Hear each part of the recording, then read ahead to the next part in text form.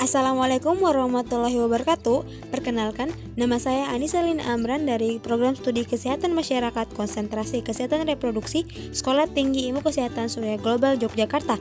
Di sini saya akan membahas mengenai kehamilan ektopik. Selamat menyaksikan.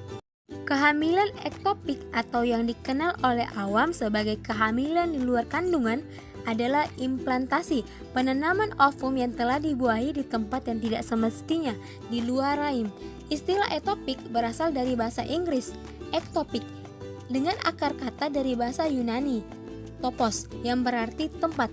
Jika dibiarkan, kehamilan ektopik akan menyebabkan berbagai komplikasi yang dapat berakhir dengan kematian, karena terjadinya perdarahan di dalam rongga perut yang tidak dapat dilihat dengan kasat mata.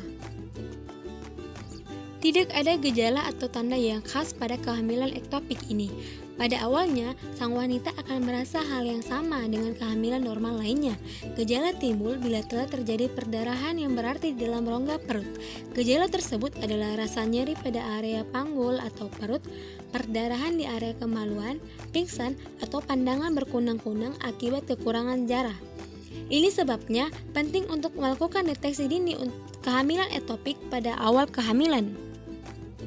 Deteksi dini adalah jalan terbaik untuk mengatasi kehamilan ektopik.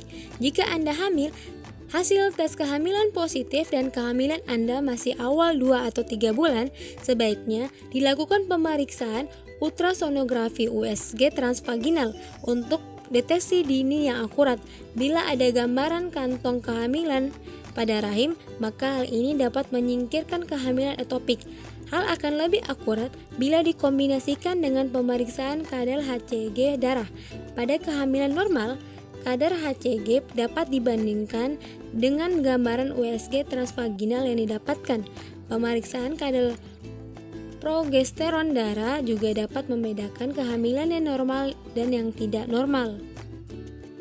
Bila kehamilan diketahui secara dini dan belum terdapat pendarahan aktif di dalam rongga perut, maka dapat digunakan obat kemioterapi seperti metotrexat. Beberapa kriteria yang mendukung pemakaian obat kemioterapi adalah ukuran kantong kehamilan kurang 3 cm, keadaan umum pasien baik, tidak adanya cairan bebas, dan sarana kesehatan mudah dicapai ibu, serta kontraindikasi obat seperti imunisasi lemah, alkoholisme, penyakit ginjal dan hati. Bila syarat-syarat di atas tidak terpenuhi, maka pengobatan terpilih adalah dengan pembedahan. Saat ini, di mana telah tersedia fasilitas untuk melakukan laparoskopi, standar pengobatan gold standard kehamilan ektopik adalah dengan laparoskopi. Dengan laparoskopi, banyak keuntungan didapatkan oleh pasien dibandingkan laparotomi.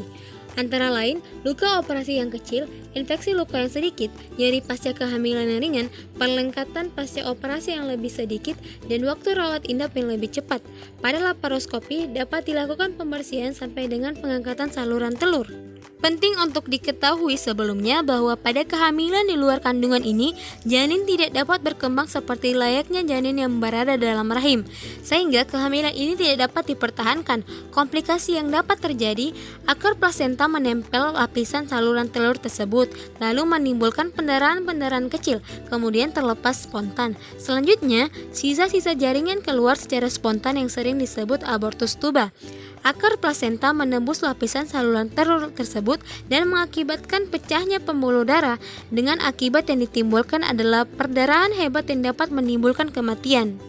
Pencegahan kehamilan di luar kandungan bisa dilakukan dengan berbagai cara, seperti pertama, berhenti merokok. Wanita yang merokok akan memiliki kemungkinan yang lebih besar untuk mengalami kehamilan ektopik. Kedua, berhubungan seksual secara aman, misalnya dengan menggunakan kondom. Hal ini dapat mengurangi resiko kehamilan ektopik dan melindungi seseorang dari penyakit menular seksual. Yang ketiga, deteksi dini dengan memeriksakan diri ke dokter. Resiko kehamilan ektopik memang tidak dapat dihindari 100%, namun dapat mengurangi komplikasi dengan melakukan deteksi dini. Jika memiliki riwayat kehamilan ektopik sebelumnya, maka kerjasama dengan dokter sebaiknya diperlukan. Sekian dari saya, kurang dan lebihnya mohon dimaafkan. Wabillahi taufiq wal hidayah. Wassalamualaikum warahmatullahi wabarakatuh. Sampai ketemu di video selanjutnya.